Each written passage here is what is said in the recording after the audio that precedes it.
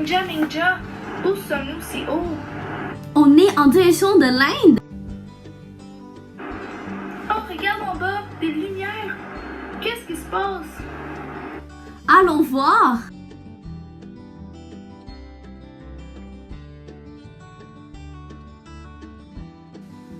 Oh, c'est la fête de Diwali, la fête des lumières. C'est une fête religieuse? Oui, ça appartient à la religion de l'hindouisme, qui est une religion très complexe et ancienne.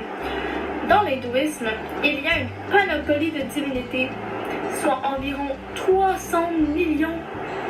Mais les plus importants sont Brahma, le créateur, Vishnu, le protecteur, et Shiva, le destructeur.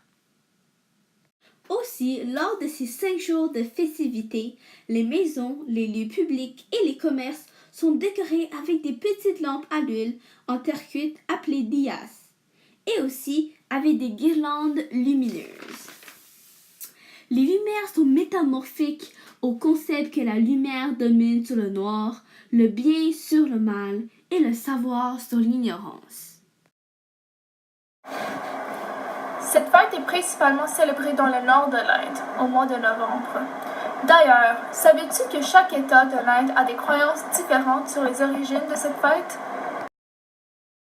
Oui, je pense qu'il y en a qui disent que ça commémore un passage du Mahabharata, qui est une des plus grandes œuvres littéraires au monde. Et il y en a d'autres qui disent que c'est lié à la moisson, donc à la récolte.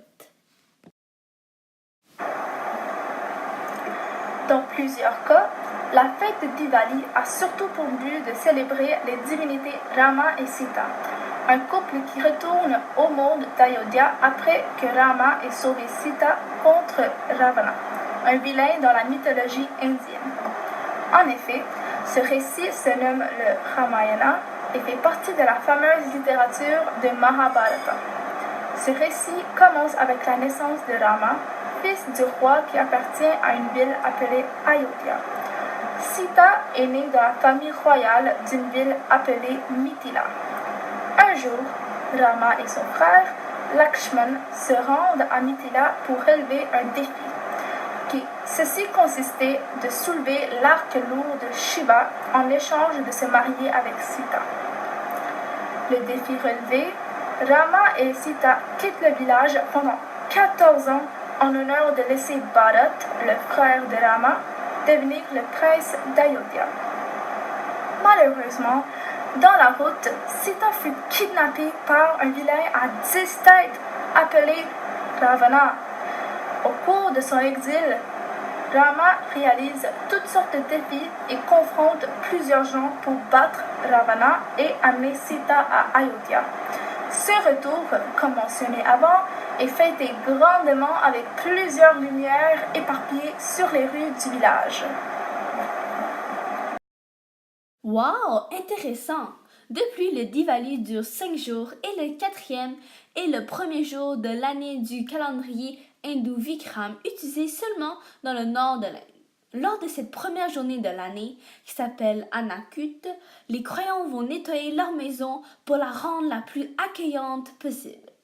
Ensuite, ils vont aussi porter de nouveaux vêtements et échanger des cadeaux entre famille et amis. Depuis, des feux d'artifice illumineront les cieux. Attends, tout cela me rappelle d'une fête célébrée dans les pays de l'Asie du Sud-Est comme le Cambodge, la Thaïlande, le Laos, le Sri Lanka, la Birmanie. Ah oui, c'est le nouvel an dans le bouddhisme Theravada, Pimai ou Songkran.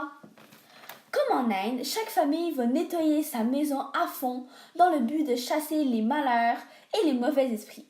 Comme au Diwali, les croyants vont ensuite visiter leurs proches et leurs amis pour s'échanger des présents. Cependant, la population entière se dirige vers les padoks, qui est un peu comme les églises dans le bouddhisme, pour arroser d'eau les statues de Bouddha. Hommes et femmes vont s'incliner et prier pour que la santé, la richesse, le bonheur et la longévité soient au cœur de cette nouvelle année.